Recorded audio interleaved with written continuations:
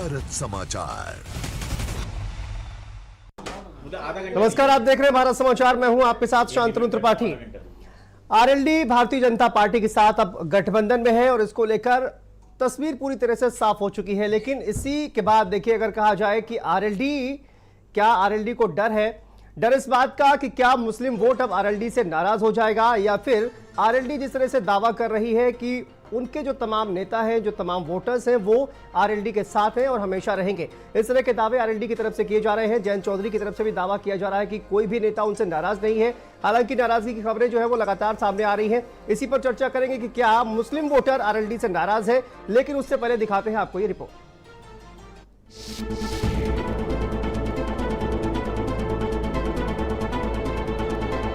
दरअसल पश्चिम उत्तर प्रदेश में कई सीटें ऐसी हैं जिस पर मुस्लिम वोट 35 से 50% तक है। 2022 के विधानसभा चुनाव में ये पूरा वोट आरएलडी के खाते में गया था। नतीजा, आरएलडी ने 8 सीटों पर अपना परचम लहरा दिया। अगर हम सीटों पर नजर डालें तो मुरादाबाद जिले से 50.8% मुस्लिम वोट, रामपुर से 50.6%, बिजनौर जिले से 43% मुस्लिम वोट, सहारनपुर से 42% मुस्लिम वोट, मुजफ्फरनगर 41.5% मुस्लिम वोट, अमरोहा जिले से 41% मुस्लिम वोट, बरेली से 35% और मेरठ से 35% मुस्लिम वोट। इस बार आरएलडी के एनडीए गठबंधन में जाने से मुस्लिम वोट छिटक जाने का डर है। आरएलडी इस बात को बखूबी समझ रही है। सत्ता के गलियारों में इस बात की चर्चा है कि अगर एनडीए आरएलडी के खाते से किसी को राज्यसभा भेजती है तो वो नाम आरएलडी की तरफ से शाहिद सिद्दीकी का होगा। साथ ही साथ शामली से विधायक अशरफ अली को भी मंत्री बनाए जाने की चर्चा गर्म है। आरएलडी ये पैंतरा अपनाकर मुस्लिम वोटों को अपने पाले में बनाए रखने के लिए हर संभव कोशिश कर रही है। अपने इस मकसद में आरएलडी को कितनी कामयाबी मिलेगी ये तो कुछ वक्त बाद ही पता चलेगा। लेकिन चुनाव में शह और मात का खेल जारी है। स्पेशल डेस्क, भारत समाचार। तो देखिए, यूपी की मुस्लिम बाहुल्य सीटें मुरादाबाद, रामपुर और बिजनौर, यहां पर मुस्लिम वोट का परसेंटेज कितना है वो हम आपको ग्राफिक्स के जरिए दिखा रहे हैं। सहारनपुर, मुजफ्फरनगर, अमरोहा, ये वो तमाम सीटें हैं जहां पर पश्चिमी उत्तर प्रदेश में आरएलडी का अच्छा खासा यहां पर वोट बैंक माना जाता है और मुस्लिम वोट भी आरएलडी के साथ, देखिए समाजवादी पार्टी के साथ गठबंधन में तो ये माना जा रहा था कि मुस्लिम वोट जो है वो आरएलडी के साथ में है। लेकिन क्या बीजेपी के साथ जाने के बाद अब आरएलडी से जो मुस्लिम वोट बैंक है क्या वो छिटकता हुआ नजर आएगा, और इसको लेकर क्या आरएलडी को इसी बात का डर है? चर्चा की शुरुआत करते हैं, लेकिन उससे पहले तमाम मेहमानों से आपका परिचय करा देते हैं। हमारे साथ समाजवादी पार्टी से फराज किदवई साहब जुड़ गए हैं। फराज साहब, बहुत स्वागत है। अब आपका आरएलडी से हमारे साथ रोहित अग्रवाल जी जुड़ गए हैं। रोहित जी, आपका भी बहुत स्वागत है। मेरठ से हमारे साथ नरेंद्र प्रताप हमारे सहयोगी जुड़ गए हैं। नरेंद्र, आपका भी बहुत स्वागत है। रोहित जी, मैं आप ही से शुरुआत करूंगा कि जिस तरह की बातें देखिए सामने आ रही कि आरएलडी से मुस्लिम वोट बैंक, चूंकि अब बीजेपी के साथ गठबंधन हो गया है, क्या मुस्लिम वोट बैंक छिटक जाएगा? क्या आरएलडी को इसका डर सता रहा है? नहीं, ये सवाल ही नहीं, बेमानी है। ये पूरी तरीके से सवाल बेमानी है, क्योंकि राष्ट्रीय लोकदल ने निरंतर एक नारा दिया है माननीय जयंत चौधरी जी के नेतृत्व में, भाईचारा जिंदाबाद। और राष्ट्रीय लोकदल ने हमेशा सर्वधर्म को एक माना है। राष्ट्रीय लोकदल के लिए धर्म सिर्फ एक है, वो है किसान, वो है युवा। राष्ट्रीय लोकदल ने कभी अपने कार्यकर्ताओं के अंदर उनकी धर्म नहीं देखा, उनकी जाति नहीं देखी। ना राष्ट्रीय लोकदल कभी भी जाति के नाम पे या धर्म के नाम पे राजनीति करेगा। राष्ट्रीय लोकदल के लिए, हमारे लिए किसान हित सर्वोपरि है। तो हमारे लिए जो जाति है वो है किसान, हमारे लिए जो जाति है वो है युवा, हमारे लिए जो जाति है वो है महिला। तो हम पूरी तरीके से भाईचारा जिंदाबाद का नारा देते हैं, और ये हम आज नहीं दे रहे हैं, हम पहले से देते चले आ रहे हैं। राष्ट्रीय लोकदल अकेली ऐसी पार्टी है जिसने भाईचारा के ऊपर सबसे ज्यादा सभाएं की हैं, सबसे ज्यादा काम किया है। राष्ट्रीय लोकदल ने कभी भी धर्म के नाम पे राजनीति या तुष्टीकरण करने का काम नहीं किया है। ना राष्ट्रीय लोकदल कभी इस डायरेक्शन में सोच सकता है, क्योंकि हम चौधरी चरण सिंह जी की विचारधारा पे आते थे। चौधरी चरण सिंह जी तो अंतर जातीय विवाह के लिए प्रोत्साहित करते थे। तो हमको कम से कम ये समझना पड़ेगा कि आप किस पार्टी के लिए ये आरोप लगा रहे हैं। राष्ट्रीय लोकदल कभी परिकल्पना भी नहीं कर सकता है कि हम अपने कार्यकर्ता में उसका धर्म पूछें। हमारे लिए फर्स्ट नेम बहुत है। अगर आपका पहला नाम अब्दुल है, हमारे लिए बहुत है वो। आपका पहला नाम रोहित है या हमारे लिए बहुत है। तो इसलिए इस तरीके का सवाल ही बेमानी है, इस तरीके के सवाल का कोई मतलब नहीं है। और राष्ट्रीय लोकदल का हर कार्यकर्ता ये चीज जानता है कि हमने पिछली 3 पीढ़ियों से जो राजनीति की है उसके अंदर कभी भी धर्म की राजनीति नहीं की, कभी भी जाति की राजनीति नहीं की, कभी भी हमने इस तरीके का कृत्य नहीं किया कि जिसके लिए हमको कभी भी ये सवाल का जवाब देना पड़े। नहीं, सवाल ये नहीं है सर, सवाल ये है कि क्या डर है आरएलडी को, क्योंकि ये कहा जा रहा था कि अखिलेश यादव खुद को यूपी में अगर बात की जाए तो सबसे बड़ा कहा जाता है कि मुस्लिम वोटर्स के हितैषी अखिलेश जी खुद को मानते हैं।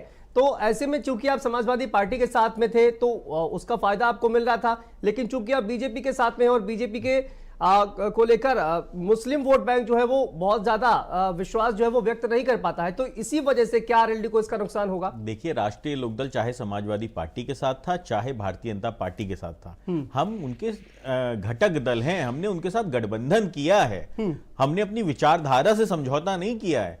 हमारी विचारधारा आज भी चौधरी चरण सिंह जी की विचारधारा है, हमारी विचारधारा आज भी किसान हित में आवाज उठाना है, हमारी विचारधारा आज भी युवाओं के लिए बेहतर योजनाएं लेके आना है। हम माननीय जयंत चौधरी जी ने सदन में जब भी आवाज उठाई है तो उन्होंने किसान के लिए उठाई है, युवाओं के लिए उठाई है, महिलाओं के लिए उठाई है, व्यापारी के लिए उठाई है ना, लेकिन कभी किसी धर्म के आधार पे हमने कभी राजनीति नहीं की, धर्म के आधार पे हमने कभी आवाज नहीं उठाई। हमारे कार्यकर्ता में ऐसी कोई बात है। हमारा कार्यकर्ता राष्ट्रीय लोकदल का कार्यकर्ता है, वो किसान है। हमारे कार्यकर्ता ने कभी धर्म की बात नहीं की, कभी जाति की बात नहीं की। तो इसलिए ये कहना कि हमारे कार्यकर्ताओं में कहीं से ये बात है, तो हमारे कार्यकर्ता कभी ये सोच भी नहीं सकते कि राष्ट्रीय लोकदल धर्म की राजनीति कर सकता है। हम भारतीय जनता पार्टी के साथ हैं, उनकी आइडियोलॉजी कुछ भी हो, हमारी आइडियोलॉजी क्लियर है। ये उन दलों के साथ दिक्कत है जिनके पास आइडियोलॉजी नहीं है। हमारे पास हमारी आइडियोलॉजी है, चौधरी चरण सिंह जी की विचारधारा है। हम चौधरी अजीत सिंह जी के दिखाए हुए विकास के मार्ग पे, आधुनिक भारत के मार्ग पे आगे बढ़ रहे हैं। माननीय जयंत चौधरी जी के नेतृत्व में हम आगे बढ़ रहे हैं। तो राष्ट्रीय लोकदल एक दल है जिसकी अपनी आइडियोलॉजी है, जिसके अपने कार्यकर्ता हैं, जिसके अपना काम करने का तरीका है। हमने गठबंधन किया है भारतीय जनता पार्टी के साथ, हमने उनकी आइडियोलॉजी नहीं अपनाई है, ना हमने अपनी आइडियोलॉजी छोड़ने का काम किया है। देखिए, हम जमीन के ऊपर काम करते हैं और जमीन के ऊपर हम भाईचारा पहले भी मेंटेन करते आए हैं और आगे भी हम भाईचारे की बात करते रहेंगे और भाईचारा मेंटेन करते रहेंगे। और हम चाहे विपक्ष में हो, चाहे हम सत्ता में हो, हम निरंतर हर धर्म का सम्मान करते हैं, हर जाति का सम्मान करते हैं और ये आवाज हम निरंतर उठाते रहे हैं कि किसी को किसी के धर्म पे टिप्पणी करने का कोई हक नहीं है। धर्म निजता का विषय है, धर्म आपकी अपनी आस्था का विषय है। आप कौन सा धर्म फॉलो करते हैं ये हमारा संविधान भी आपको राइट देता है पूरी तरीके से। तो इसलिए इस तरीके के सवाल बेमानी है और मैं आपसे रिक्वेस्ट करूंगा कि मुझसे आगे से पुनः किसी ऐसी डिबेट में ना बोलें। नहीं रोहित जी, इसके साइड इफेक्ट भी मैं आपको बताऊंगा अभी, लेकिन उससे पहले फराज साहब, क्या जो कोई मुस्लिम वोट बैंक जो है वो समाजवादी पार्टी के साथ में था, आरएलडी के साथ डिवाइड हो जाएगा? आपको इस बात का डर है क्या? देखिए शांतनु जी, हमारा जो वोट शेयर है, अगर आप देखिएगा 2017 से वर्सेस 2022 में हमारा वोट शेयर करीब 35% के ऊपर पहुंच गया और हमारी सीटें भी 45 से 47 से बढ़ करके हमारे गठबंधन की अगर आप देखिएगा पिछली बार तो सीटें भी लगभग 124 के आसपास आई, जिसमें समाजवादी पार्टी की हमारी सीटें 111 थी। तो जहां तक रही बात आरएलडी की, तो ठीक है, आरएलडी रोहित भाई की जो पार्टी थी वो समाजवादी पार्टी के साथ थी और समाजवादी पार्टी जो है वो एक सेक्युलर पार्टी है, ये किसी से छुपा नहीं है, जो कि पीडीए का नारा लेकर के, पीडीए की विचारधारा को लेकर के आगे बढ़ रही है। लेकिन रोहित भाई ने अभी एक बात बोली कि इनकी जो विचारधारा है वो भारतीय जनता पार्टी की विचारधारा से मेल नहीं खाती है। अब देखिए, यहां पर दो बातें हुई, एक किसान की और एक मुसलमान की। तो मैं खाली दो बातें यहां पर कोट करना चाहूंगा शांतनु जी, कि प्रधानमंत्री जी जब प्रधानमंत्री इस देश के बने थे तो उन्होंने कहा था कि एक मुस्लिम बच्चे के एक हाथ में कुरान देखना चाहता हूं, एक हाथ में लैपटॉप देखना चाहता हूं। देखिए, जो भारतीय जनता पार्टी ना, इसका फुल फॉर्म असल में भारतीय जुमला पार्टी रख लीजिए या भारतीय झूठी पार्टी रख लीजिए, जिसके साथ हमारे रोहित भाई और इनकी पार्टी अभी गए। मैं ऐसा क्यों बोल रहा हूं? देखिए, मैं ऐसा इसलिए बोल रहा हूं कि अगर आप माइनॉरिटीज के बजट की अगर आप बात करिएगा शांतनु जी, 2023-24 वर्सेस 2022-23 तो जैसे अभी रोहित भाई ने कहा कि इनके लिए जो युवा हैं वो एक जात हैं, प्रधानमंत्री जी भी यही बोलते हैं, महिला प्रधानमंत्री जी भी बोलते हैं कि एक कास्ट है, रोहित भाई ने भी बोला एक कास्ट है। तो क्या मुस्लिम युवा और मुस्लिम महिलाएं क्या प्रधानमंत्री जी और रोहित जी के उसमें नहीं आती हैं? मैं क्यों बोल रहा हूं? मैं रोहित जी से शर्म आनी चाहिए समाजवादी पार्टी के कार्यकर्ता, समाजवादी पार्टी के प्रवक्ता को। नहीं, शर्म आनी चाहिए आपको। युवाओं में नहीं, युवा के अंदर आपने धर्म ढूंढ लिया।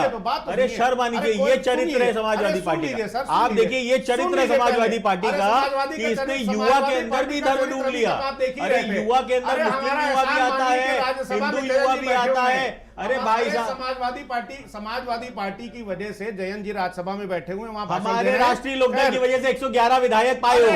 अपने 111 विधायकों से इस्तीफा दिलवा लो। शर्म आनी चाहिए आपको।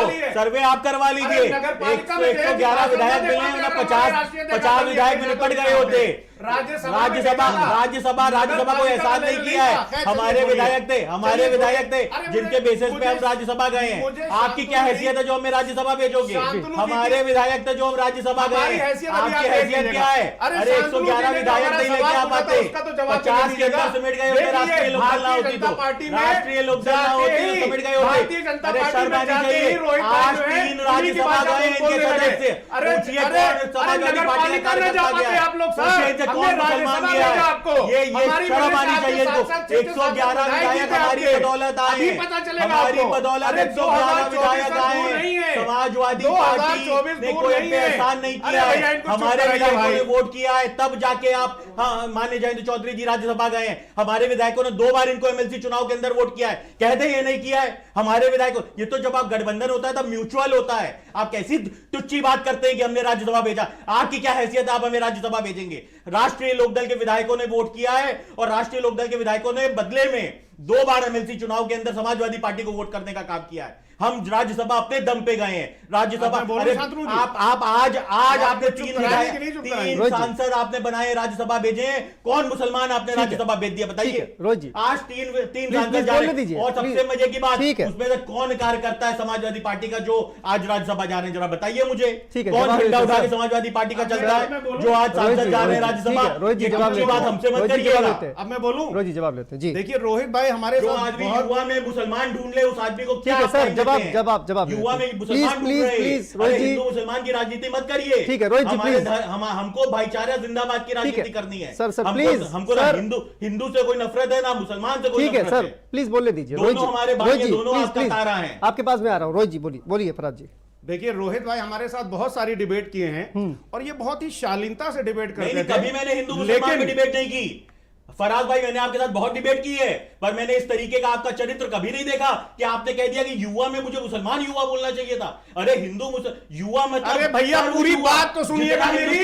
युवा आप मुसलमान युवा। अरे मैंने चरित्र नहीं देखा था आपका। बात तो होने दीजिएगा। देखिए शांतनु जी, क्या है कि रोहित भाई के साथ हमने बहुत सारी डिबेट की और ये बड़ी शालीनता से हमेशा डिबेट करते थे। लेकिन क्या है ना कि खरबूजे को देख के खरबूजा रंग बदलने लगा। अरे खरबूजा, अरे आपका रंग देख के हम आपका क्या है कि गिरगिट की तरह बदल लिया। आपने तो गिरगिट की तरह रंग बदल लिया। बैठे हुए बोलिए फराज जी, बोलिए। गिरगिट की तरह रंग किसने बदला है? ये पूरे भारत ने और पूरे उत्तर प्रदेश ने देखा। मैं जो इनसे एक सवाल पूछना चाह रहा था वो ये पूछना चाह रहा था कि प्रधानमंत्री जी ने कहा था कि एक मुस्लिम युवक के हाथ में, एक हाथ में मैं कुरान देखना चाहता हूं और एक हाथ में मैं लैपटॉप देखना चाहता हूं। सिंपल सी एक बात का जवाब दे दें। और हमारे रोहित भाई हैं ये, अब क्योंकि भारतीय जनता पार्टी में गए हैं, अपनी विचारधारा को, चौधरी चरण सिंह जी की जो विचारधारा है, जो उनके सपने थे किसानों को लेकर के, उनको भारतीय जनता पार्टी के यहां गिरवी रखने के बाद क्या आरएलडी जो है, क्या आरएलडी शर्मनाक बात है। बोलिए जल्दी। क्या बात है, मतलब इनके साथ नहीं रहेंगे तो गिरवी रख दिया, इन्होंने गिरवी रख दिया। आज 3 सांसद राज्यसभा जा रहे हैं। पूछो इनसे समाजवादी पार्टी का कार्यकर्ता कौन है? ठीक है, इनसे पूछिए कि उसके अंदर कौन सा मुसलमान जा रहा है राज्यसभा। ये चरित्र है इनका। भाई साहब, हिंदू मुसलमान पे मैं डिबेट नहीं करता हूँ। हिंदू मुसलमान की राजनीति क्या है? नरेंद्र हमारे साथ जुड़े हुए हैं समाजवादी पार्टी के प्रवक्ता ने। युवाओं में मुसलमान ढूंढ लिया। अरे सर, सबको बोलने का मौका दीजिए प्लीज। नरेंद्र हमारे सहयोगी हिंदू भी हमारा ग्राउंड जीरो से जुड़े हुए हैं। हिंदू मुसलमान देश की दो आंखें हैं, लेना पड़ेगा इन दोनों आंखों से मैं आता हूं आपके पास, मैं आता हूं आपके पास, मैं आता हूं आपके पास, अभी पूरा मैं आता हूं आपके दिखाई पास। पड़ेगा। आप दोनों आंखों से देखेंगे और हिंदू और मुसलमान मुझे हमारे पूरा भारत स्टेटमेंट की देना दो पड़ेगा। आंखें हैं, हमारे भारत को देखना है रोहित जी इन प्लीज, दो हो आंखों गया से सर, देखना हो गया, हो पड़ेगा। गया, हो गया सर, उसको बराबर से देखना ठीक है सर, पड़ेगा। हो गया, हो गया, प्लीज। शांतनु जी, आप मुझे अपनी बात अनइंटरप्टेड कंप्लीट करने देगा। मेरा निवेदन ये है 10 सेकंड, रोहित, हाँ रोहित भाई से मेरा निवेदन ये है कि भारतीय जनता पार्टी ने जो प्री मैट्रिक स्कॉलरशिप का जो बजट था वो 1424 करोड़ रुपए का था 2022-23 में, जो घटा करके 433 करोड़ कर दिया, 70% से डाउन कर दिया।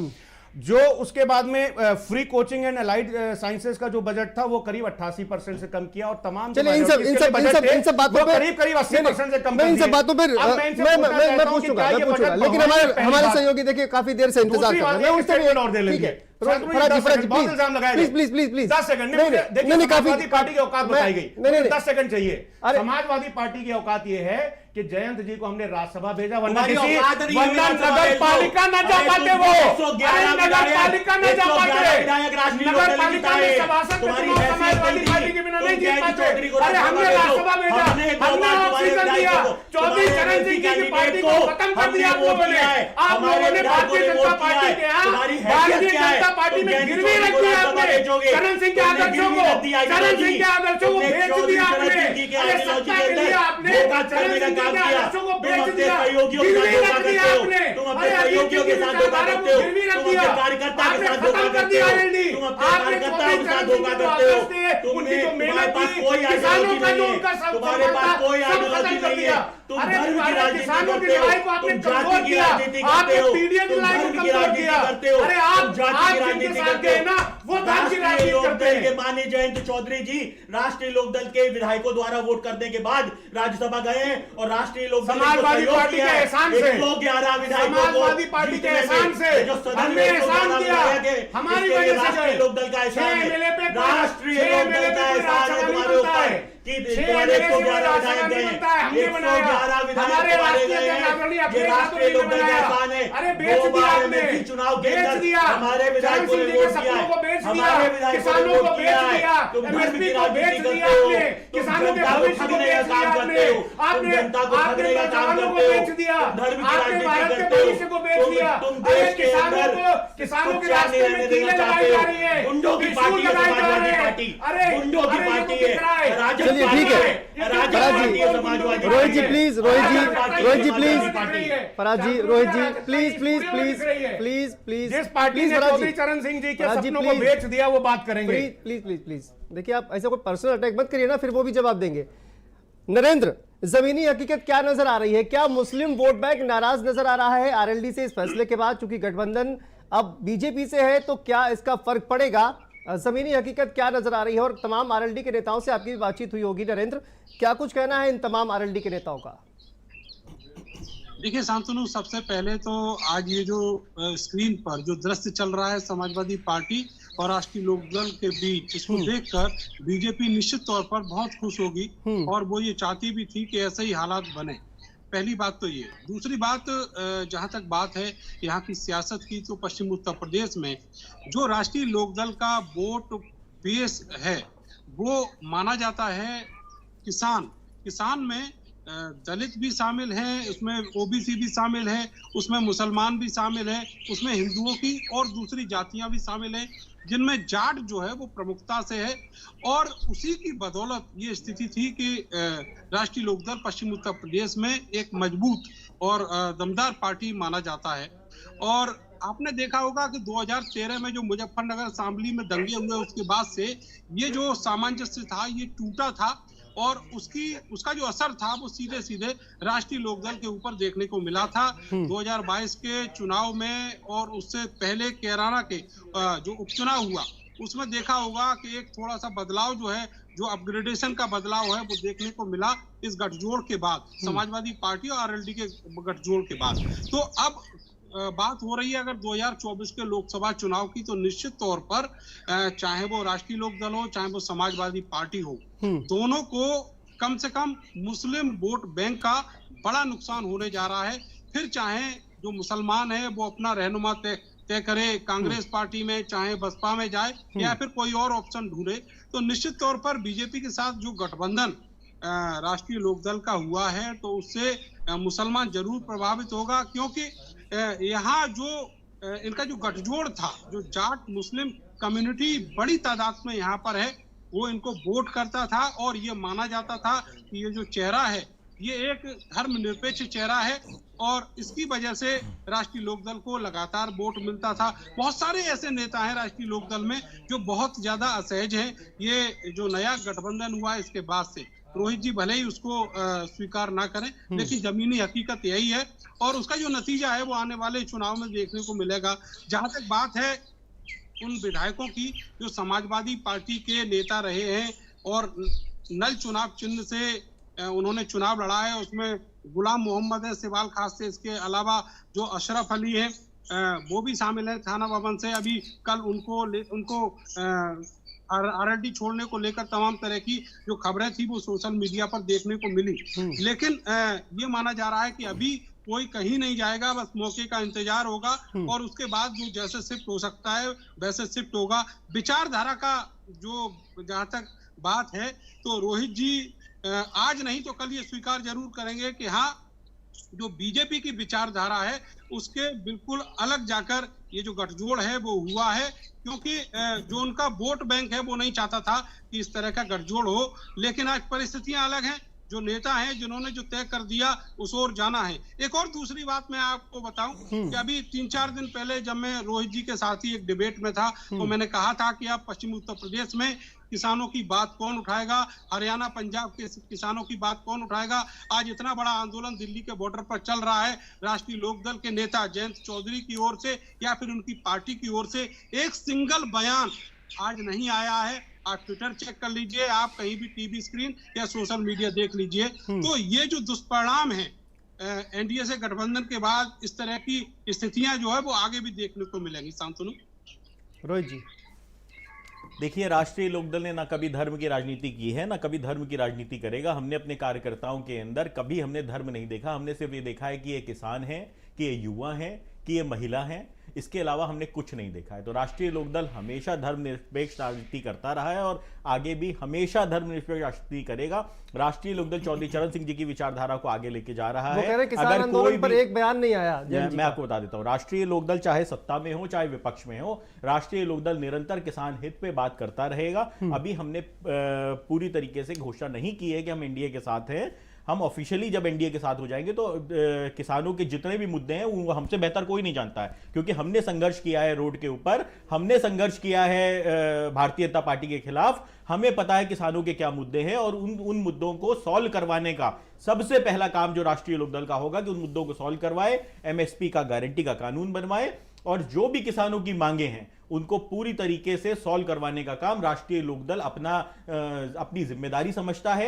हम सत्ता में रहते हुए भी किसान हित में काम करेंगे और हम विपक्ष में रहते हुए भी किसान हित में निरंतर हमने लाठियां तक खाई हैं किसान हित के अंदर। तो इसलिए यह कहना कि राष्ट्रीय लोकदल कभी भी बदल जाएगा, राष्ट्रीय लोकदल कभी नहीं बदलेगा। हमारा मूल चरित्र किसान है, हमारा मूल चरित्र है किसान हित, हमारा मूल चरित्र है युवाओं का हित, हमारा मूल चरित्र है देश की महिलाओं का हित, ग्रामीण भारत कैसे बेहतर हो, यह हमारा मूल चरित्र है। तो हम हमेशा अपनी विचारधारा के ऊपर मजबूती से बढ़ते चले जाएंगे। मैं समाजवादी पार्टी के सारे प्रवक्ताओं को ये क्लियर कर देता हूं, जिस भाषा में बात करोगे उस भाषा में जवाब मिलेगा। अगर माननीय जयंत चौधरी जी का अपमान करने की कोशिश करोगे तो उसी भाषा में जवाब मिलेगा। आप ये मत सोचिएगा कि आपकी अनागल बयानबाजी के ऊपर आपको जवाब नहीं मिलेगा, आप उसके ऊपर कह देंगे कल आप हमारे साथ थे आज आप हमारे साथ नहीं है। आप जो बयानबाजी आप करोगे उसी भाषा में आपको जवाब मिलेगा। राष्ट्रीय लोकदल हर तरीके से सक्षम है और राष्ट्रीय लोकदल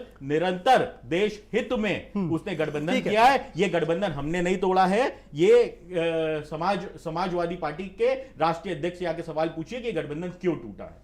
रोहित जी, 2 सवाल का जवाब। एक तो अयोध्या आपके विधायक जाने वाले थे, 9 विधायक में से कहा जा रहा है कि 4 विधायक नहीं पहुंचे हैं, उसकी क्या वजह रही है? क्या आप कोई अंदरूनी क्लियर बता दिया हमने बिल्कुल क्लियर बता दिया। हमारे एक विधायक जो थे वो सदन भी नहीं आ पाए थे क्योंकि वो बीमार थे जी। वो इसलिए वो जब सदन भी ही नहीं आ पाए, सदन चल रहा था उसी समय, अगले दिन जब अयोध्या आना था, जब वो सदन भी उन्होंने अटेंड नहीं किया है उन विधायक ने, तो आप कैसे एक्सपेक्ट कर सकते हैं कि एक अध्यक्ष जी द्वारा जो कॉल दी गई थी अयोध्या आने की वो जा सकते हैं। हमारे एक दूसरे विधायक जो थे वो बीमार थे उस दिन। बाकी 2 विधायक हमारे मुस्लिम विधायक हैं जिनका अपना निर्णय है कि वो अयोध्या जाएंगे या नहीं जाएंगे। अब आप हमसे ये कह देंगे कि भाई साहब जो आपके हिंदू विधायक हैं वो उनसे आप नमाज पढ़वा के दिखवा दीजिए, तो ऐसे तो नहीं होगा ना। देखिए धर्म आदमी की व्यक्तिगत आस्था का विषय है। नहीं, बिल्कुल मैं सवाल नहीं उठा रहा हूं, आप उठा रहे हो। मैं ये जानने की कोशिश कर रहा हूं कि इसके पीछे की वजह क्या है। मानसिकता के लोग जरूर उठा रहे हैं। तो मैं आपको बता दूं, जो धर्म है वो निजी आस्था का विषय है। हमारे 2 विधायक बीमार होने के कारण नहीं गए थे, और 2 विधायक क्योंकि मुस्लिम कम्युनिटी से आते हैं, उनकी आस्था अपने धर्म में है, वो सम्मान करते हैं। वो राम मंदिर का भी सम्मान करते हैं, वो हिंदू धर्म का भी सम्मान करते हैं। परंतु हम उनसे ये तो नहीं कह सकते ना कि आप मंदिर में जाके आरती करिए। बिल्कुल सही बात है। तो हम अपने हिंदू विधायकों को ये तो नहीं कह सकते कि आप टोपी लगा के नमाज पढ़िए। उसी तरीके से मुझे लगता है कि कम से कम अपनी मानसिकता को कहीं ना कहीं सही कर लेना चाहिए। अभी आप फराज किदवई जी से ये पूछ रहे थे कि राज्यसभा में कितने मुस्लिम आप भेज रहे हैं। लोकसभा में आपकी भी बातचीत हुई है 3 से 4 सीटों की, कितने मुस्लिम भेजेंगे आप? हमको जो हम कार्यकर्ता भेजेंगे, ना हम हिंदू देखेंगे ना हम मुसलमान देखेंगे।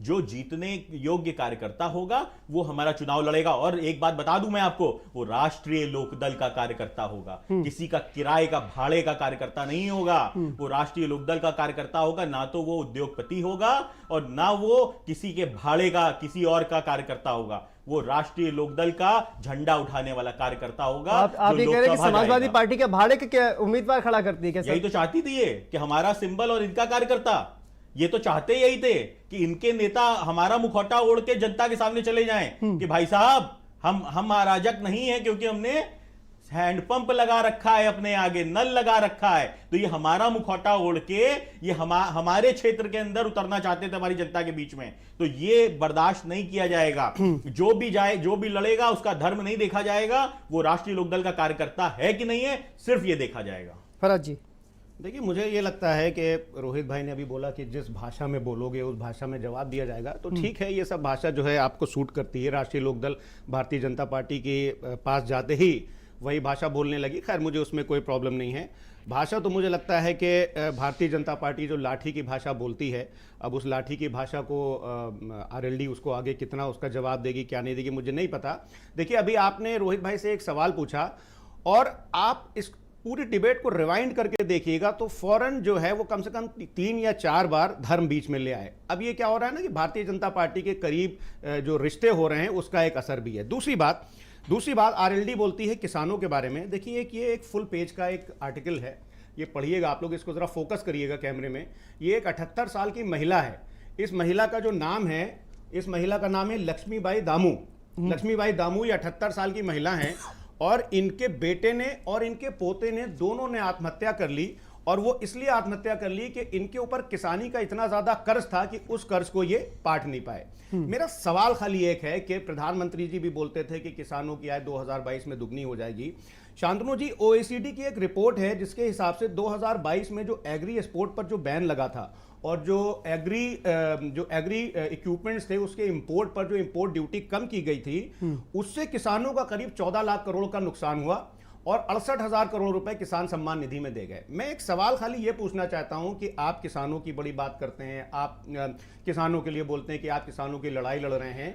किसान आज की तारीख में जिस तरह से दिल्ली में किलेबंदी की गई है, अगर इतनी ही किलेबंदी एनडीए की गवर्नमेंट, जिसमें अभी अभी हमारे रोहित भाई गए हैं, अगर अपने बॉर्डर्स पे चाइना पे की होती तो हजारों स्क्वायर किलोमीटर, ये मैं नहीं बोल रहा हूं, सुब्रमण्यम स्वामी इनके जो सांसद हैं उनका इंटरव्यू है, उनके हिसाब से हजारों स्क्वायर किलोमीटर चाइना ने कब्जा कर लिया है। तो किसान, जो हमारा किसान भाई है, उसको रोकने के लिए आप आंसू गैस के गोले फेंक रहे हैं, वहां पे कीलें लगाई जा रही हैं, वहां पे कटीले तार बिछाए जा रहे हैं। क्यों? क्योंकि वो एमएसपी पे कहीं कानूनी जामा पहनाने की जो मांग करता है, सिर्फ इसलिए। इस पर जो है किसानों के जो सो कॉल्ड मसीहा हैं उनके मुंह से किसानों का कान ही निकलता है। दूसरी बात यह है कि मैं आपको बताऊं कि किसानों की जो आज की तारीख में हालत हो रही है, शांतनु जी, मराठवाड़ा रीजन में एक रिटायर्ड डिविजनल कमिश्नर थे, उन्होंने किसानों के ऊपर महाराष्ट्र में एक स्टडी की उस स्टडी के हिसाब से खाली सिर्फ मराठवाड़ा रीजन में 1 लाख किसान ऐसे हैं जो कि सुसाइडल टेंडेंसी उसके अंदर डेवलप हो रही है। क्यों?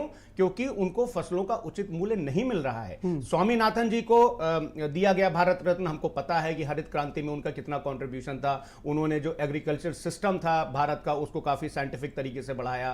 तो क्या स्वामीनाथन कमेटी की जो रिपोर्ट थी उसके हिसाब से एमएसपी को क्या कानूनी जमा पहनाने का आरएलडी वहां पर उसका समर्थन करेगी? क्योंकि भारतीय जनता पार्टी की सरकार ने सुप्रीम कोर्ट में एफिडेविट लगा करके बोला कि अगर हम किसानों कि अगर हम एमएसपी पे कानून बनाएंगे तो हमारी अर्थव्यवस्था का बेड़ा गर्क हो जाएगा। ये जो भारतीय झूठी पार्टी और इसके नए नए जो अलाई सब गए हैं सत्ता की लालच में, तो किसानों की बात तो इतनी बेमानी लगती है इनके मुंह से कि मैंने आपको अभी ये 3-4 एग्जाम्पल बताए। नहीं, अभी गठबंधन से पहले तो वो किसानों के मसीहा थे जब आपके साथ थे, और मतलब 1 हफ्ते बाद ही इतना बड़ा आपको चेंज दिख रहा है। नहीं, हमको इसलिए चेंज दिख रहा है कि भाई किसानों के मसीहा थे, किसानों की बात करते थे, तो अब वो किसानों की जो मसीहागिरी है वो जाकर के एनडीए में गए हैं, भारतीय जनता पार्टी के आगे नतमस्तक हुए हैं। तो जो पेस्टिसाइड्स पर 18% जीएसटी भारत सरकार ने लगा रखा है उसको कम करवाएं या हटवाएं। एग्रीकल्चर इक्विपमेंट्स पर 12% टैक्स जो जीएसटी लगा रखा है सरकार ने, उसके ऊपर आरएलडी कुछ करे, कम से कम किसानों के लिए काम करे। ट्रैक्टर के टायरों पर आपने 18% जीएसटी लगा दिया। देखिए, एक बात और बड़ी इंपॉर्टेंट है कि अगर आप शांतनु जी खेती के रकबे के हिसाब से अगर कैलकुलेट करेंगे तो जो इनपुट कॉस्ट बढ़ी है उससे हर साल करीब 2,86,000 करोड़ रुपए का किसानों को लॉस हो रहा है। और चलिए मैं इस पर जवाब लेता हूं, लेकिन नरेंद्र किसानों को ठीक है सर, लेकिन शांतनु जी बस 20 सेकंड, समाजवादी पार्टी को बुरा भला कहने से, समाजवादी पार्टी से लड़ने से, मैंने आपको बुरा भला नहीं कहा। आपका नाम नहीं लिया मैंने। नहीं, आप गलत मत बोलिए। मैंने आपका नाम नहीं लिया। आपने शुरुआत की थी, खत्म मैंने किया, और ये मैं आपको बता दे रहा हूं, जब शुरू करोगे खत्म मैं ही करूंगा। हाँ, ये मैं बिल्कुल मानता हूं, बिल्कुल क्लियर है। बिल्कुल अगर शुरुआत करोगे तो खत्म मैं करूंगा, और मेरी तरफ से कभी शुरुआत नहीं होगी।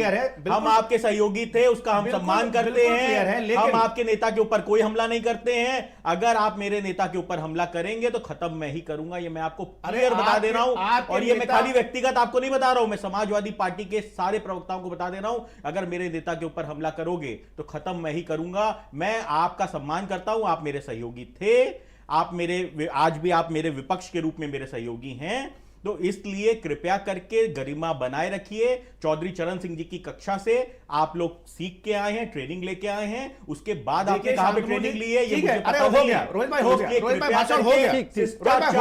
शिष्टाचार का पूरा हो गया। अरे हो गया रोहित भाई, हो गया, मैं आपके यहाँ भिजवा दूंगा। अरे हो गया, पढ़ लीजिएगा, हो गया, पढ़ लीजिएगा, हो गया भैया, अरे हो गया, चौधरी चरण सिंह जी द्वारा लिखी गई। जल्दी से 10 सेकंड प्लीज। अरे हो गया भैया, अगर करी तो उसका जवाब मिलेगा। अरे हो गया। देखिए शांतनु जी, क्या है कि शिष्टाचार और संयम में रहने का लेसन समाजवादी पार्टी को, उनके प्रवक्ताओं को किसी से चाहिए नहीं। हमको पता है कि शिष्टाचार क्या होता है और कैसे राजनीति करनी है, हम लोग को अच्छे से पता है। आज जाकर भारतीय जनता पार्टी वालों को बताइए जिनके आगे आप नतमस्तक हो गए हैं। आप बीजेपी वालों को शिष्टाचार बताइए कि जिसके आगे आप जहां पर कौन जाता था, अरे आप जहां पर नतमस्तक हुए, चौधरी चरण सिंह जी के सपनों को जहां गिरवी रखा है, आप उनको शिष्टाचार बताइए। समाजवादी पार्टी को शिष्टाचार बताइए। सब जानती है, देश की जनता सब जानती है कि किसने किसानों को धोखा दिया। देश की जनता पूरी अच्छी तरीके सब जानती है। देश की जनता तो मालिक है, पता है, देश की जनता मालिक है, किसी से छुपा नहीं है। चलिए ठीक है, कहां नतमस्तक है। नरेंद्र ठीक है फराज जी, प्लीज बांटने लगे। नरेंद्र देखिए, रोहित जी ये कह रहे हैं कि अभी हमने ऑफिशियली अनाउंसमेंट नहीं किया है कि आरएलडी का एनडीए के साथ में जो है गठबंधन हो गया है। क्या अभी भी कोई गुंजाइश नजर आ रही है क्या? देखिए, कल जयंत चौधरी जी का जो बयान था उसमें तो उन्होंने इसी ओर कहा था, लेकिन अब हो सकता है कि जो औपचारिक ऐलान है वो एक व्यवस्थित कार्यक्रम के दौरान किया जाए। वो बात अलग है कि बड़ा सा समारोह हो और उसमें ये सारी चीजें शामिल की जाए, उसमें बड़े जो पार्टी के नेता हैं वो भी शामिल हो, बीजेपी के नेता भी शामिल हो। लेकिन सवाल ये है कि जो अब मैसेजिंग है वो चारों तरफ है और उसके जो इम्पैक्ट हैं वो भी आपको दिखाई देंगे। आज जिस तरीके से समाजवादी पार्टी और राष्ट्रीय लोकदल लड़ते हुए दिखाई दिए हैं, आगे भी इसी तरीके से दिखाई देंगे, क्योंकि बीजेपी को ये अच्छा लगेगा क्योंकि उनका जो मोटिव था वो मोटिव पूरा हुआ। दूसरी बात ये है कि जहां तक बात है कि अब जो राष्ट्रीय लोकदल के जो झंडे बरदार होंगे, जो जनप्रतिनिधि के रूप में आने वाले लोग हैं, वो कौन होंगे, ये भी बड़ी दिलचस्प बात है। जो सीटें जिनकी बात कर रहे हैं अभी हम लोग, और कयास लगाए जा रहे हैं कि इन सीटों पर लोकसभा का चुनाव होगा, इन सीटों पर राज्यसभा के कैंडिडेट जो है वे भेजे जाएंगे। आप देख लीजिएगा कि कितने ऐसे कैंडिडेट होंगे जो बाहर से आते हैं, क्योंकि राष्ट्रीय लोकदल में ऐसे बहुत सारे नेता पश्चिमी उत्तर प्रदेश में हैं जो बरसों से हाशिए पे पड़े हुए हैं, आज भी संगठन को मजबूत करने का काम कर रहे हैं, लेकिन कभी उनका नंबर ही नहीं आया। 2022 के जो विधानसभा चुनाव हुआ उसमें सिवाल खास से नाम चला था राजकुमार सांगवान, डॉक्टर राजकुमार सांगवान, जो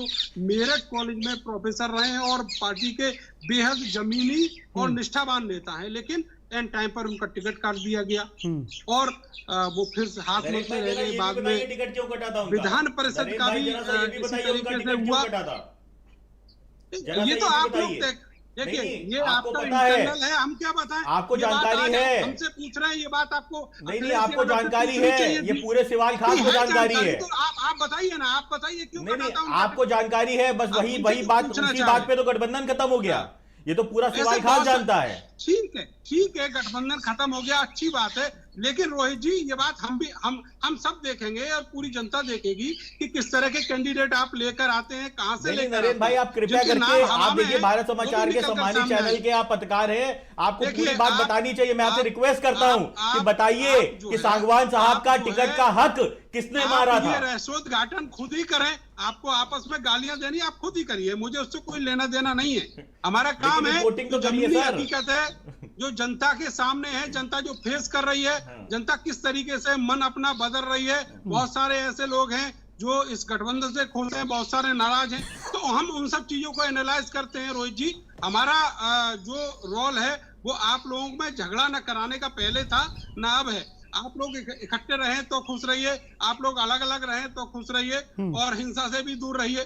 तो ये सारी चीजें हैं, अब इलेक्शन में देखा जाएगा किसको क्या मिलता है, गठबंधन में मिलता है, और इसके अलावा कितना स्पेस जो है वो लोकसभा चुनाव के बाद जो नतीजे आते हैं वहां पर देखा जाएगा।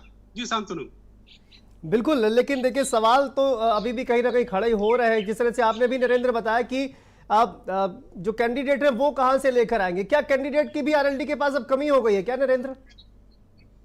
अच्छा देखिए, कैंडिडेट बहुत सारे इनके पास थे, तो 2022 के विधानसभा चुनाव में समाजवादी पार्टी ने कैसे प्रेशर बनाया अपने कैंडिडेट लड़वाने का, जब वहां पर आपके मजबूत और दमदार मशहूर प्रख्यात कैंडिडेट थे जो जमीनी तौर पर काम कर रहे थे, उनको इग्नोर कैसे कर दिया गया। दूसरी बात यह है कि जहां तक बात है किसानों की पार्टी की, तो आप कहते रहिए कि आपकी विचारधारा है, निश्चित तौर पर आप मानिए या मत मानिए, विचारधारा में परिवर्तन आएगा, क्योंकि आप जिस विचारधारा के साथ गए हैं, आपका वोट बैंक जो है वो उससे निश्चित तौर पर प्रभावित होगा, और उसके जो नतीजे हैं वो चुनाव बाद दिखाई देंगे। लेकिन सवाल यह है कि अब वो जो वोट बैंक यहाँ से खिसकेगा वो कहां पर अपनी राह बनाता है, वो कांग्रेस की तरफ जाता है, या फिर अभी देखना ये भी होगा कि बसपा जो है वो एंड टाइम तक किसी के साथ जाएगी या फिर अकेले लड़ेगी। इसके अलावा जो कांग्रेस पार्टी और समाजवादी पार्टी के बीच गठबंधन की बात कही जा रही है, ये गठबंधन बना रह पाएगा या फिर ये भी सेपरेट तरीके से इस लोकसभा चुनाव में आएंगे। तो ऐसे बहुत सारे सवाल हैं, अभी देखना होगा, और आगे जो स्थितियां बनने वाली है वो काफी दिलचस्प होंगी, और जो राजनीति के विशेषज्ञ हैं, जो राजनीति के समीकरणों को एनालिसिस करते हैं, उनको प्रभावित भी करेंगे, उनको एकदम से भौचक्का कर देंगे। ऐसी स्थितियां नरेंद्र, किसान आंदोलन जो आज से जिसकी शुरुआत हुई है, दिल्ली चलो का नारा दिया गया है, क्या उससे कहा जाए कि एक असमंजस की स्थिति अब पैदा हो गई है? देखिए, किसान आंदोलन को लेकर तो जिन लोगों ने ये आंदोलन खड़ा किया और जो लोग दिल्ली की तरफ जा रहे हैं, वो एक पहले से तय कार्यक्रम था और उसके तहत वो लोग जा रहे हैं। सरकार का काम है उनको रोकना और किसानों का काम है अपनी मांगों को लेकर आंदोलन करना। वो दोनों लोग अपने अपने रोल प्ले कर रहे हैं, लेकिन सवाल ये है कि जो किसानों को नुमाइंदे हैं वो क्यों अपने जुबान पर ताला डाले बैठे हैं। कहीं भी कोई एक ट्वीट नहीं है, कहीं भी कोई एक बयान नहीं है। तो ये पश्चिम उत्तर प्रदेश का वो किसान जो गन्ना किसान कहा जाता है, जिसके ताल्लुकात सरहद के पार उस साइड में हरियाणा से भी है, पंजाब से भी है, और उन्होंने अभी थोड़े दिन पहले ही, 1-1.5 साल पहले ही एक बड़ा कृषि आंदोलन जो है साथ साथ लड़ा है। तो वो सारे लोग देख रहे हैं जो वहां पर महीनों सालों पड़े रहे अपने घर बार और खेत खलियान छोड़कर, वो सारे लोग भी देख रहे हैं कि हमने किसको अपना नुमाइंदा चुना और अब हमारे सामने ऐसी स्थिति है कि हम अपना नुमाइंदा बदलें या फिर उसी को रहने दें। तो ये सारी चीजें जो हैं वो निश्चित तौर पर प्रभावित करेंगी। लेकिन सवाल ये है कि किसान की बात कहने वाली कोई राजनीतिक पार्टी, जो पश्चिमी उत्तर प्रदेश की मजबूत पार्टी कही जाती थी राष्ट्रीय लोकदल, वो आज सुबह से चुप है और उसको चुप्पी तोड़नी चाहिए। अभी तो कहा रोहित जी ने कि अभी आधिकारिक ऐलान नहीं हुआ है, तो जब तक आधिकारिक ऐलान नहीं होता तब तक आप चुप्पी तोड़िए और कहिएगा कि हम किसानों के साथ हैं और किसानों की बात करिए। लेकिन ये देखिए, खास संगठन का कहा जा रहा है नरेंद्र, ये जो पूरा किसान प्रोटेस्ट जो है वो चल रहा है, लेकिन संयुक्त किसान मोर्चा की तरफ से ये जो प्रोटेस्ट है इसमें शामिल नहीं है कि संयुक्त किसान मोर्चा। हालांकि 16 फरवरी को कहा गया है कि भारत बंद का एक ऐलान किया गया है, उसमें देखना होगा कि आरएलडी का क्या पक्ष रहता है। लेकिन ये खास एक संगठन है जिसके केंद्रीय मंत्रियों के साथ बातचीत भी चल रही है। मुझे लगता है कि आरएलडी उसमें सहयोग करेगी तो ज्यादा बेहतर होगा, ज्यादा बेहतर सामंजस्य जो है वो उसमें बनेगा कहीं ना कहीं।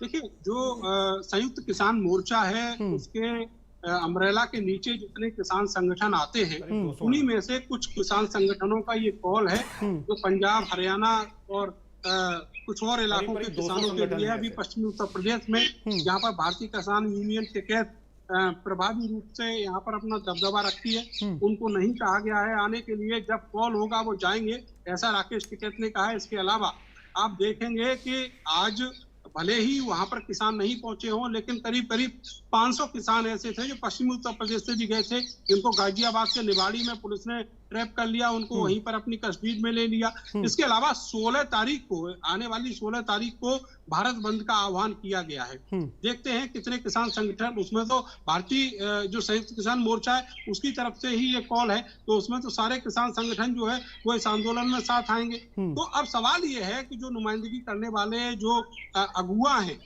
वो आखिर कहाँ कितने पीछे छूट गए, ये देखने वाली बात होगी। और निश्चित तौर पर आप जब अपनी विचारधारा बदलते हैं तो आपको बहुत सारी चीजों में कंप्रोमाइज भी करना पड़ेगा। जयंत चौधरी लंबे समय से अलग अलग तरीके के एक्सपेरिमेंट कर रहे थे। उन्होंने समाजवादी पार्टी के कैंडिडेट अपने चुनाव चिन्ह से भी लड़ाए, लेकिन जितनी उम्मीद थी उतने बड़े परिणाम नहीं मिले। उनको ये मालूम था कि प्राण प्रतिष्ठा के बाद जिस तरीके का माहौल पूरे देश में बन रहा है, निश्चित तौर पर जो छोटी पार्टियां हैं उनका कद और छोटा होगा। इसलिए वो अपना अस्तित्व बनाए रखने के लिए एनडीए के साथ गए हैं, बीजेपी के साथ गए हैं। दूसरी तरफ समाजवादी पार्टी जो है उसकी विचारधारा की लड़ाई है, वो नहीं जाना चाहती। लेकिन सवाल यह है कि जिसको जहां फायदा दिखता है वो वहां जाता है, और जयंत चौधरी को अपने लिए, अपनी पार्टी के लिए और अपने वोटर्स के लिए, अपने कार्यकर्ता और नेताओं के लिए जहां फायदा दिखा वो गए हैं। अब वो बात अलग है कि किसानों की आवाज जो है वो बस यहीं की यहीं रुकी रह जाए। जी शांतनु। रोहित जी, 16 फरवरी का समर्थन करते हैं क्या आप? राष्ट्रीय लोकदल किसान हित में हर मुद्दे के ऊपर अपनी आवाज को बुलंद करेगा। राष्ट्रीय लोकदल चाहे विपक्ष में रहे चाहे पक्ष में रहे, राष्ट्रीय लोकदल ने हमेशा किसानों की आवाज को मजबूत करने का काम किया है। 2009 में जब चौधरी अजीत सिंह जी सरकार में थे तब एक बिल आया था, भूमि अधिग्रहण बिल, जिसके अगेंस्ट में किसानों ने दिल्ली बॉर्डर को पूरा घेरने का काम किया था और दिल्ली बॉर्डर बंद करने का काम किया था। चौधरी अजीत सिंह जी को 6 से 8 घंटे लगे थे और बिल के अंदर अमेंडमेंट करवा के उन्होंने किसानों के हित में उस बिल को कन्वर्ट करवाया था। वहीं 2021 में हमको 13 महीने लगे किसानों के कृषि कानूनों को वापस करवाने में। राष्ट्रीय लोकदल अकेली ऐसी पार्टी थी जो संघर्ष कर रही थी ग्राउंड पे, बॉर्डर के अंदर। माननीय जयंत चौधरी जी स्वयं जा रहे थे, चौधरी अजीत सिंह जी द्वारा किसान आंदोलन को बचाने का काम किया गया। 28 तारीख को जो राकेश टिकैत जी को उनकी कॉल गई थी, अगले दिन स्वयं माननीय जयंत चौधरी जी बॉर्डर के ऊपर थे। राष्ट्रीय लोकदल अकेली ऐसी, मैं पूरी जिम्मेदारी से कह रहा हूं, अकेली ऐसी पार्टी थी जो वहां पे मंच साझा कर रही थी और हमने पूरा संघर्ष करके, क्योंकि राष्ट्रीय लोकदल कमजोर थी इसलिए हमको 13 महीने लगे। आज अगर जरूरत पड़ेगी तो किसानों की आवाज को हम बुलंद करेंगे और हम एनडीए का अगर हिस्सा होंगे तो हमको ज्यादा बेहतर पता है कि किसानों के मुद्दे क्या हैं। उन सारे मुद्दों के ऊपर काम होगा। किसान के हर आंदोलन के साथ राष्ट्रीय लोकदल अपने आप को सम्मत करता है। राष्ट्रीय लोकदल किसान के लिए सर्वोपरि है। उसके लिए राष्ट्रीय लोकदल के लिए सर्वोपरि किसान है, किसान हित सर्वोपरि है, हमारे लिए बाकी कुछ नहीं है। हमारी राजनीति 3 पीढ़ियों से हम किसान के हित में कर रहे हैं। चौधरी चरण सिंह जी की विचारधारा थी जो हम आगे लेके चल रहे हैं। चौधरी चरण सिंह जी ने किसानों की दशा और दिशा बदलने का काम किया था।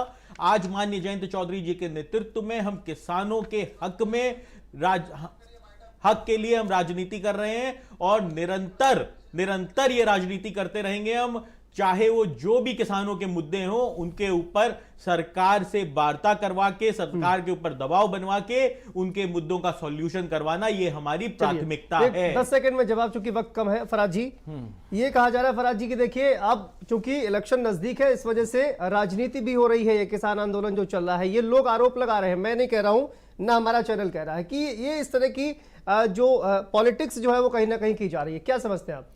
देखिए, मैंने शांतनु जी अभी आपको 4-5 एग्जाम्पल दिए और उन एग्जाम्पल्स को अगर देखिएगा, और मैंने कुछ नहीं बोला, मैंने ओईसीडी की रिपोर्ट का हवाला दिया, मैंने ये जो मेरे सवाल का जवाब दीजिए। आपके सवाल पे प्लीज प्लीज, मैं आपके सवाल जवाब, क्या ये पॉलिटिक्स है? क्या पॉलिटिक्स की जा रही है? क्या देखिए, पॉलिटिक्स की जा रही है कि नहीं की जा रही है, ये अभी हमारे भाई, छोटे भाई ने बताया आपको कि राजनीति ये लोग कर रहे हैं। लेकिन मैं जो बात कहना चाह रहा हूं वो ये कहना चाह रहा हूं कि आज किसान की हालत देश में बहुत ज्यादा गंभीर है।